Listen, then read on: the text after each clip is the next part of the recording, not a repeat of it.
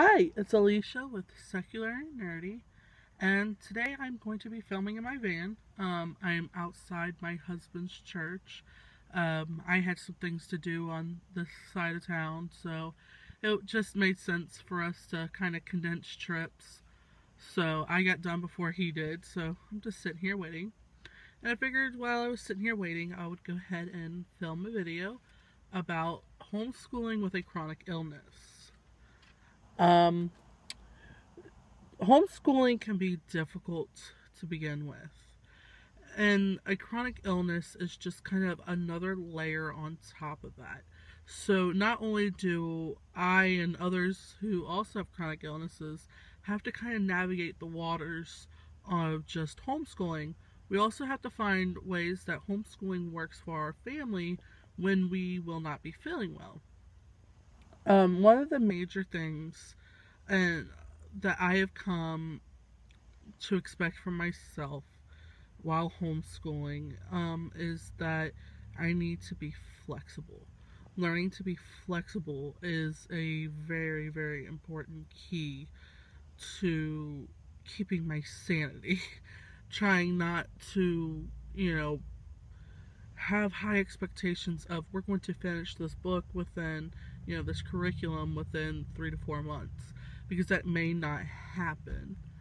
Um, so we have a kind of a routine established versus a schedule, um, and we're able to kind of adjust the day as needed. Um, I've also, learned to kind of choose curriculums that can be used in a flexible manner, or find things that can be done, um, that my daughter can do kind of on her own. We use like teaching textbooks for math. So a majority of that can be done on her own.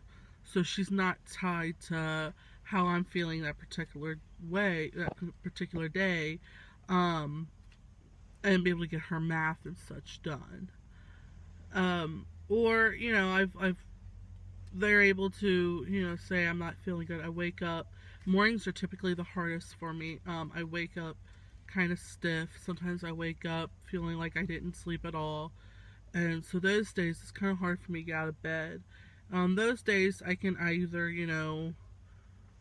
turn on some documentaries, or, we can just read all day. Um, or I could have them just grab their stuff and come either get into bed with me, or we can, hang out in the living room where it's comfortable, where I don't have to be up moving a lot.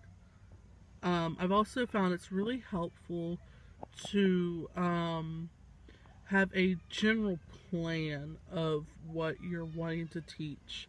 That way, say, we're learning about Egypt or something, a day I may not feel well, I can pull on other resources and, documentaries, audiobooks, all those different things.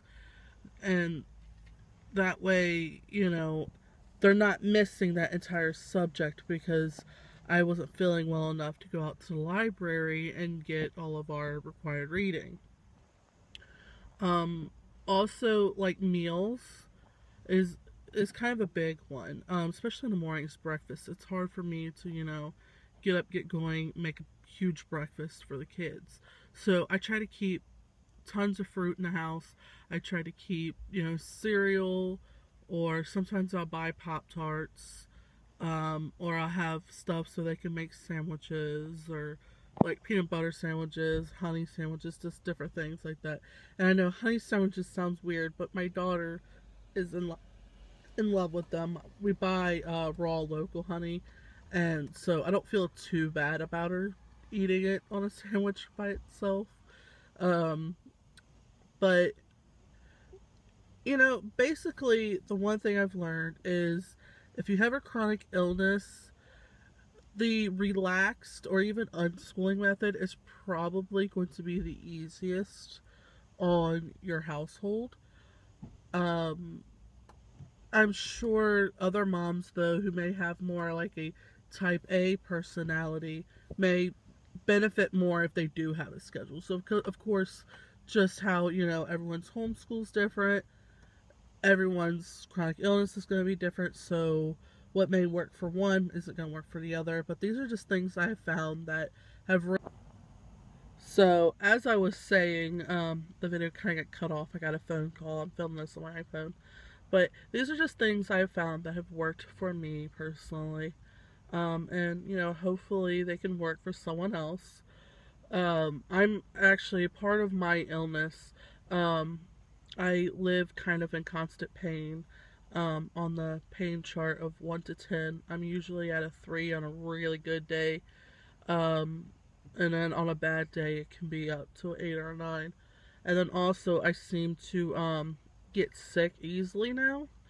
And so I'm still, like, my voice is a little bit weird because I'm still getting over a cold I had like 2.5 weeks ago. So it's still kind of in my nose and in my chest a little bit.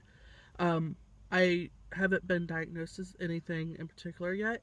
We're still trying to figure that out. I'm seeing a rheumatologist, and we're still in the process as doing some testing and eliminating certain things. At first, we thought it was rheumatoid arthritis, but then all my other symptoms were kind of like meh. So, still trying to figure that out, but I'm still, sick. So, if you have any questions, comments, or anything, leave them down below.